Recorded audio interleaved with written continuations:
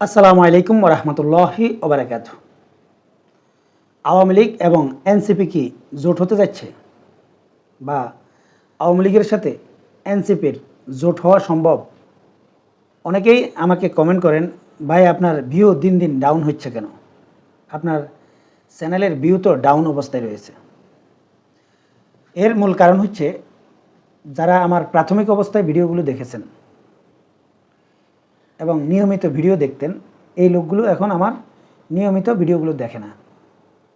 এর কারণ হচ্ছে, এই যে অনলাইনে আমরা যারা কথা বলি এবং আমাদের কথাগুলো যারা শুনে, এই লোকগুলো অনেক গুরুত্বপূর্ণ, অনেক দামি সময় ব্যয় করে আমাদের কথাগুলো শুনে।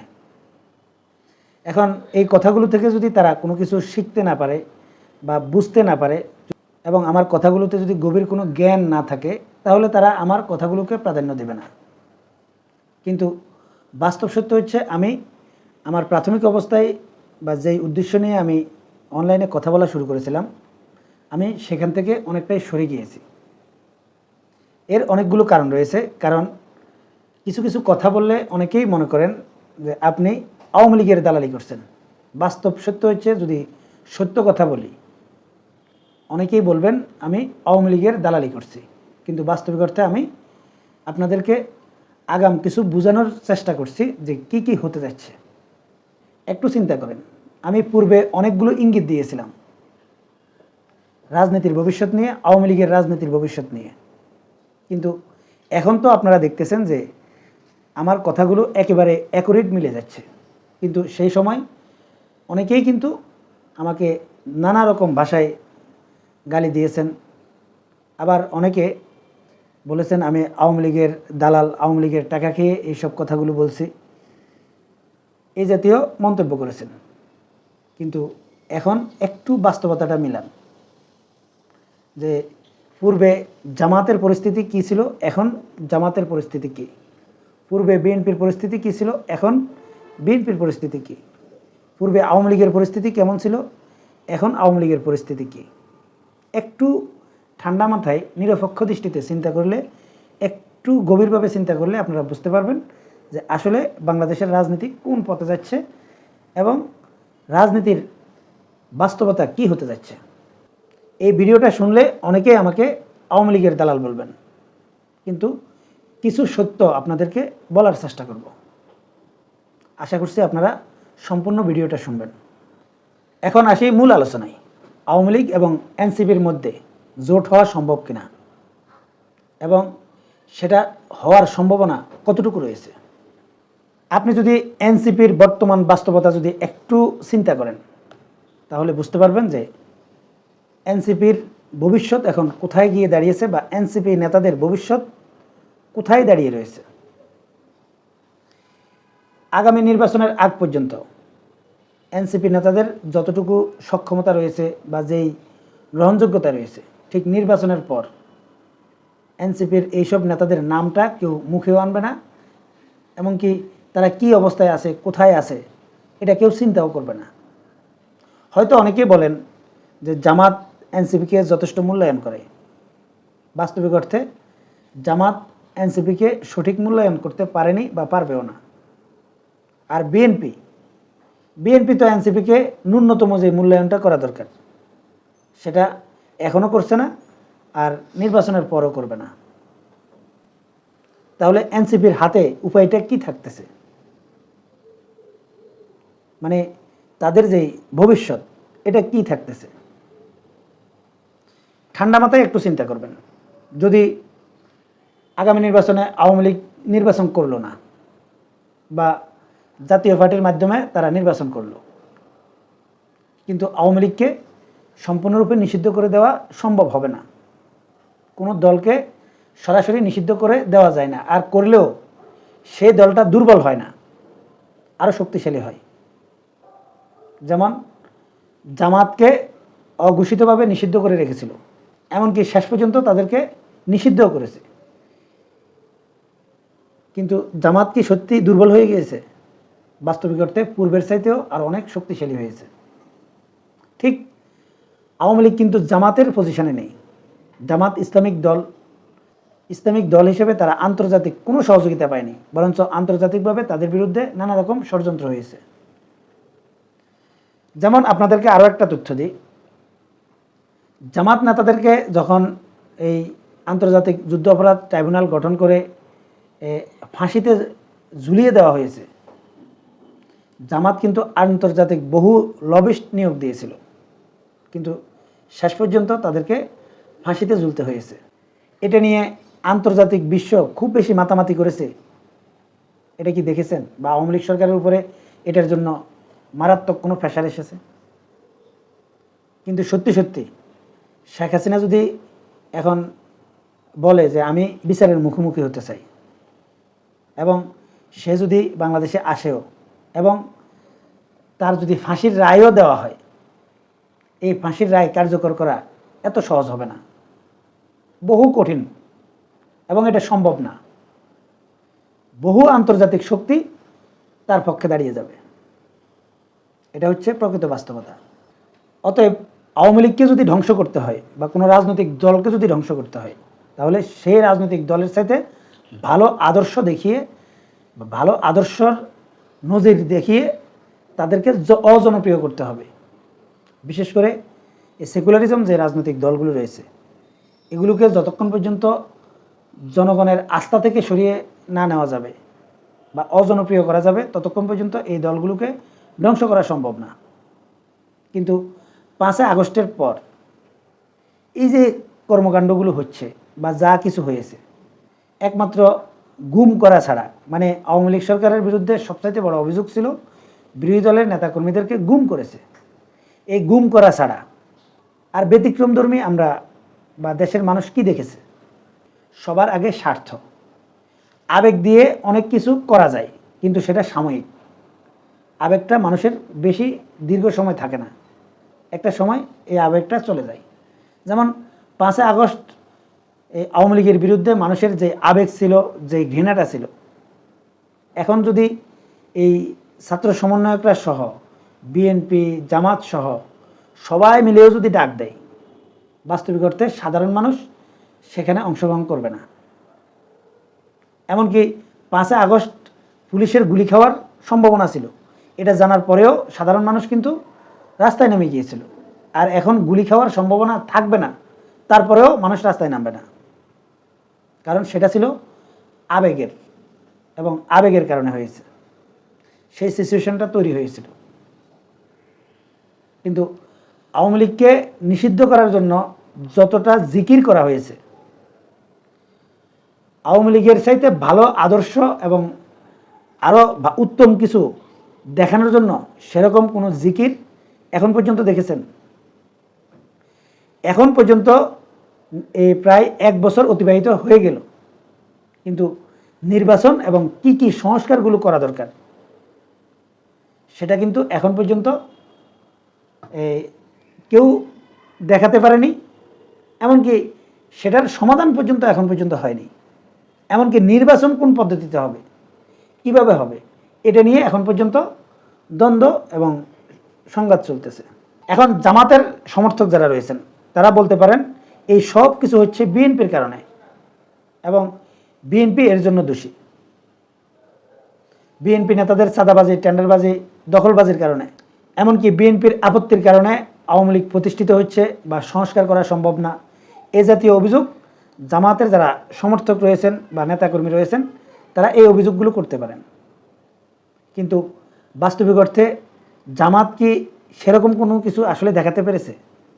জামাতের নেতাকর্মীদেরকে আপনি ভালো মানুষের সার্টিফিকেট দিতে পারেন। আমিও মনে করি জামাত নেতারা অন্য যে কোনো দলের নেতাদের সাথে সৎ, আদর্শবান এবং সুচরিত্রের অধিকারী, কিন্তু তাদের এই আদর্শ দিয়ে জনগণের কী লাভ বা জনগণের কল্যাণটা কী হবে? যেমন আপনি ভালো মানুষ, আপনার সুনাম করবে, এলাকায় বহু ভালো মানুষ রয়েছে যাদেরকে সবাই সুনাম করে। যেমন মসজিদের যারা ইমাম সাহেব রয়েছে, এদেরকে ভালোভাবে চেক করে তারপর মসজিদের ইমাম রাখা হয়। মানে যে লোক ঘুষ খায়, দুর্নীতি করে, চাঁদাবাজি করে, টেন্ডারবাজি করে, সেও তার ইমাম নিয়োগ দেওয়ার সময় ভালোভাবে পরীক্ষা করে নেয় যে এই লোকটা কোনো ইসলাম বিরোধী কর্মকাণ্ডে জড়িত আছে কিনা, তার স্ত্রী পর্দায় থাকে কিনা, তার মেয়েরা পর্দায় থাকে কিনা, সে কোনো উল্টাপাল্টা করে কিনা, মানুষের সাথে সিটিংবাজি করে কিনা, এগুলো ভালো করে চেক করে। মানে সে নিজে খারাপ হলেও ইমাম সাহেবের সামান্যতম দোষ ত্রুটি থাকলেও সে সেই ইমামকে ইমাম মানবে না, তার পিছনে নামাজ পড়তে চাইবে না। এতটা যাচাই বাছাই করে মসজিদের ইমাম রাখা হয় প্রত্যেকটা এলাকায়। কিন্তু সেই ইমামদেরকে যদি কেউ মেম্বারিতে দাঁড় করিয়ে দেয় বা চেয়ারম্যানিতে দাঁড় করিয়ে দেয়, তাদেরকে কি কেউ ভোট দিবে? কেউ ভোট দিবে না। সবাই জানে এই লোকটা ভালো, আদর্শবান, চরিত্রবান, কিন্তু ভোট দেবে না। এটা জামাতকে অবশ্যই অনেক আগে থেকেই চিন্তা করা উচিত। শুধুমাত্র ভালো মানুষের সার্টিফিকেট নিয়ে থাকলেই তারা রাজনীতিবিদ হতে পারে না। ভালো মানসিকতার সাথে সাথে আরও অনেক যোগ্যতা থাকতে হয়। যেমন ইসলামিক দলগুলোর শত্রু কিন্তু শুধুমাত্র এই বাংলাদেশ না, বহির্বিশ্বসহ বহু আন্তর্জাতিক শত্রু রয়েছে।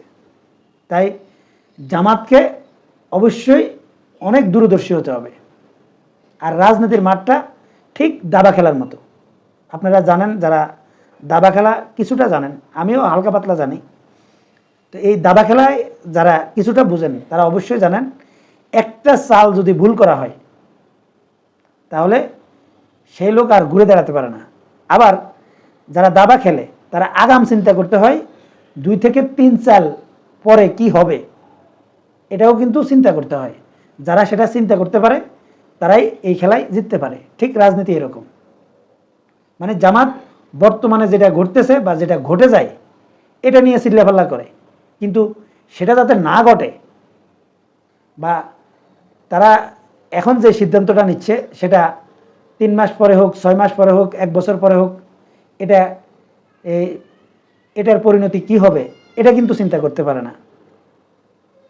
এটা হচ্ছে মূল বাস্তবতা। এছাড়া আপনি জামাতের অনেক সুনাম করতে পারেন 5 আগস্টের পর। জামাত চাঁদাবাজি, টেন্ডারবাজি, দখলবাজি কোনো কিছুর সাথে জড়িত হয়নি। কিন্তু জামাত সত্যিকার অর্থে এই চাঁদাবাজি, টেন্ডারবাজি, দখলবাজি এগুলো প্রতিহত করার চেষ্টা করেছে, এবং এই টেন্ডারবাজি, চাঁদাবাজি, দখলবাজি হতে দেব না, করতে দেব না, বা এটাকে কি তারা ঠেকানোর চেষ্টা করেছে বা ঠেকাতে পেরেছে? মানে সেটা পারেনি। তার মানে কি হলো? সেই ভালো মানুষের মতো, আমি ভালো মানুষ, আমি এগুলো করি না, এবং শুধুমাত্র সোশ্যাল মিডিয়ায় এগুলোর টুকটাক প্রতিবাদ করা যে অমুক দল এটা করছে সেটা করছে, এতটুকুর মধ্যে সীমাবদ্ধ। তার মানে কি? তার মানে হচ্ছে যদি এই ভবিষ্যতে যদি এই এনসিপির এই ছেলেপেলেগুলো বিপদে পড়ে এবং তাদের বিপদ যদি নেমে আসে, তাদের পাশে তাদের উপকার করার মতো সেই সক্ষমতাটা কি জামাত রাখে? সেই সক্ষমতা আছে, কিন্তু সেই সক্ষমতা দেখানোর মতো চিন্তাধারা সত্যিকার অর্থে কি জামাতের মধ্যে আছে? যদি সেটা থাকতো এবং সেই সাহস যদি থাকতো, তাহলে 5 আগস্টের পর যতগুলো অপকর্ম হয়েছে এই অপকর্মগুলো তারা বাধা দিয়ে রাখতে পারত। যেরকম 5 আগস্টের পর সবাই মিলে মন্দির পাহারা দিয়ে রেখেছিল যাতে হিন্দুদের মন্দিরে আক্রমণ করে যাতে অন্য কেউ সুবিধা না নিতে পারে, সেরকম এই অপকর্মগুলো যাতে না করতে পারে সেটার জন্য বাধা দেয়নি বা বাধা দেওয়ার চেষ্টাও করেনি। এখন আসি যে সত্যিকার অর্থে এনসিপির সাথে আওয়ামী লীগের জোট হবে কিনা। এখানে অসম্ভব বলে কোনো কিছুই নেই। শেখ হাসিনার রাজনীতি বা আওয়ামী লীগের রাজনীতি যদি আপনি একটু পর্যালোচনা করেন তাহলে চিন্তা করতে পারবেন। এই যে হাসানুল হক ইনু, রাশেদ খান মেনন, এরা শেখ মুজিবুর রহমানকে যখন 15 আগস্ট সপরিবারে হত্যা করেছিল তখন ট্যাঙ্কের উপর দাঁড়িয়ে তারা নৃত্য করেছিল, কিন্তু শেখ হাসিনা সেই ইনু মেননকে মন্ত্রী বানিয়েছে, এমপি বানিয়েছে, তাদের পরামর্শে রাজনীতিও করেছে। তাদেরকে রাজনৈতিকভাবে যেখানে যতটুকু ব্যবহার করা দরকার সেটাই করেছে। ভবিষ্যতে আওয়ামী লীগ যদি ক্ষমতায় আসে, আপনারা কি মনে করেন শেখ হাসিনা এই এনসিপির উপর ক্ষোভ ঝাড়বে? আমার সেটা মনে হয় না। এদেরকে এখন পর্যন্ত শেখ হাসিনা সেভাবে গণেও না। শেখ হাসিনা এনসিপির বিরুদ্ধে এখন পর্যন্ত কি বক্তব্য দিয়েছে, এবং এই এনসিপির যেসব ছেলেপেলেরা এই যে মবগুলো করছে, বিভিন্ন জায়গায় আওয়ামী লীগের নেতাকর্মীদেরকে ধরে পুলিশে দিচ্ছে বা হালকা পাতলা মারধর দিয়েছে, এর বাইরে তারা কোনো কিছু করেছে? এগুলো রাজনীতিতে স্বাভাবিক ঘটনা হিসেবে শেখ হাসিনা মেনে নেবে। এমনকি এটা নিশ্চিত থাকেন যে আওয়ামী লীগ এই সুযোগটাই চাইছে যাতে বিএনপি, জামাত, এনসিপির মধ্যে বড় ধরনের দ্বন্দ্ব তৈরি হোক এবং তারা একে অন্যের শত্রুতে পরিণত হোক। ঠিক সেই সময় আওয়ামী লীগ বা শেখ হাসিনা যদি এই এনসিপি নেতাদেরকে ডেকে যদি বলে যে তোমাদের উপর আমরা কোনো প্রতিশোধ নেব না, এমনকি এই যে পুলিশ হত্যার যেই ঘটনাগুলো ঘটেছে এগুলো বাদ দিয়ে দেব, এগুলোর কোনো বিচার করব না, তোমাদেরকে মন্ত্রী বানাবো, এমপি বানাবো এবং তোমাদের জন্য এই সুযোগ সুবিধাগুলো অবশ্যই তৈরি করে দেব, এরকম প্রস্তাব যদি এনসিপির নেতাদেরকে যদি করে, এবং আমার মনে হয় সেটা করবে, যে আমি কখনো খুন করতে পারি না, হত্যার নির্দেশ দিতে পারি না, যারা এই ছাত্রদের উপরে অত্যাচার করেছে, নির্যাতন করেছে, গুলি করেছে প্রত্যেকের বিচার করব, এই বক্তব্যটা শেখ হাসিনা যে কোনো মুহূর্তে দিবে। আপনাদেরকে আগাম বলে রাখলাম, যে কোনো মুহূর্তে দিবে যে এই জুলাইয়ে এই ছাত্রদের উপরে যেসব গুলি চালানো হয়েছে, যেসব পুলিশরা গুলি করেছে, এদের প্রত্যেকের বিচার আমি শেখ হাসিনা করব। এবং শেখ হাসিনা এটাও বলবে যে আমাকে পতন করানোর জন্য এই পুলিশের কিছু লোকদেরকে দিয়ে এই ছাত্রদের উপর গুলি করানো হয়েছে, যাতে বাংলাদেশের মানুষ উত্তেজিত হয়ে যায় বা সাধারণ মানুষকে উস্কে দেওয়ার জন্য আমার বিরুদ্ধে এটা বহির্বিশ্বের চাল, টাকা খাইয়ে এটা করেছে এবং এদের প্রত্যেকের বিচার আমি করব। এটার এগেনিস্টে যুক্তি দাঁড় করানোর মতো কি থাকবে? এবং এনসিপি নেতাদেরকে বলে দিবে তোমাদের বিরুদ্ধে কোনো মামলা হবে না, তোমাদেরকে মন্ত্রী বানাবো, এমপি বানাবো, এরকম বলবে। সত্যিকার অর্থে আওয়ামী লীগের রাজনীতি যারা গভীরভাবে বোঝে তারা জানে আওয়ামী লীগ সত্যিকার অর্থে মেধাবীদের রাজনৈতিক দল, তাদের মেধা আছে, আপনি তাদেরকে অসৎ বলতে পারেন, বহু কিছু বলতে পারেন, কিন্তু তারা মেধা দিয়ে রাজনীতি করে। একটু চিন্তা করেন, এই যে আওয়ামী লীগের যেই এমপি আরাফাত হিরো আলমের সাথে যে নির্বাচন করতে ভয় পেয়েছিল, সেখানে এই ঢাকা 17 আসন থেকে আমার নির্বাচনী এলাকা, এখানে হিরো আলমের উপরে আক্রমণ হয়েছিল। সেই আরাফাতের মতো একটা জ্ঞানী একটা বিএনপির মধ্যে আপনি নেতা দেখান তো, বর্তমান যে কয়টা নেতারা আছে, বর্তমান এই পরিস্থিতি কিভাবে সামাল দিতে হয়, তারা এই এনসিপির এই বাচ্চাদেরকে তারা কিভাবে মোটিফাই করতে হবে, তাদেরকে কিভাবে কাছে টানতে হবে, কিভাবে দলভুক্ত রাখতে হবে, এটাই পারেনি। এমনকি 5 আগস্টের পর বিএনপির জন্য কত বড় সুযোগ ছিল যে বাংলাদেশের সর্বোচ্চ জনপ্রিয় দলে পরিণত হয়েছিল 5 আগস্টের আগে বিএনপি, কিন্তু তারা ক্ষমতায় যাওয়ার আগেই তাদের জনপ্রিয়তা ধস নেমেছে। যদি বিএনপির 10% ভোটও যদি কমে যায়, এটাই তো বিএনপির ব্যর্থতা। মানে তারা তাদের প্রতি মানুষের যে সহানুভূতি ছিল সেটা ধরে রাখতে পারেনি, তাদের ভুল রাজনীতির কারণে। এমনকি এখন বর্তমানে বাংলাদেশ রাষ্ট্র যে পজিশনে আছে, সত্যিকার অর্থে যদি সেনাবাহিনীর হাতে যায় বা 111 যদি সংগঠিত হয়, নিশ্চিত ধরে রাখতে পারেন যেই এনসিপি এবং আওয়ামী লীগ মুখোমুখি অবস্থায়, যে এনসিপির নেতারা আওয়ামী লীগের নামটাও শুনতে পারে না, হয়তো দেখবেন এই এনসিপি নেতাদেরকে আওয়ামী লীগ কাছে টেনে নিয়ে গেছে। আর আমার কাছে এটাই মনে হচ্ছে। হয়তো বলতে পারেন যদি এনসিপি আওয়ামী লীগের সাথে যোগ দেয় বা আওয়ামী লীগের এই কৌশলে যদি তারা আটকে, তখন তারা জনগণ থেকে বিচ্ছিন্ন হয়ে যাবে। ভাই, এখনো নির্বাচন হয়নি, নির্বাচনে কোন দল কতটা জনপ্রিয় হয়ে গেছে সেটা প্রমাণ করার এখনো সময় আসেনি। আওয়ামী লীগ, বিএনপি, জামাত, জাতীয় পার্টি সবাই আলাদা আলাদা নির্বাচন করলে বোঝা যাবে সত্যিকার অর্থে কোন দলের জনপ্রিয়তা কতটুকু রয়েছে। আর পিয়ার পদ্ধতিতে যদি নির্বাচন হয়, তখন তো একেবারে দুধকে দুধ, পানিকে পানি হয়ে যাবে যে আসলে কোন দলের সক্ষমতা কতটুকু রয়েছে। সম্মানিত দর্শক, আশা করছি আমি কি বোঝাতে চেয়েছি আপনারা বুঝতে পেরেছেন।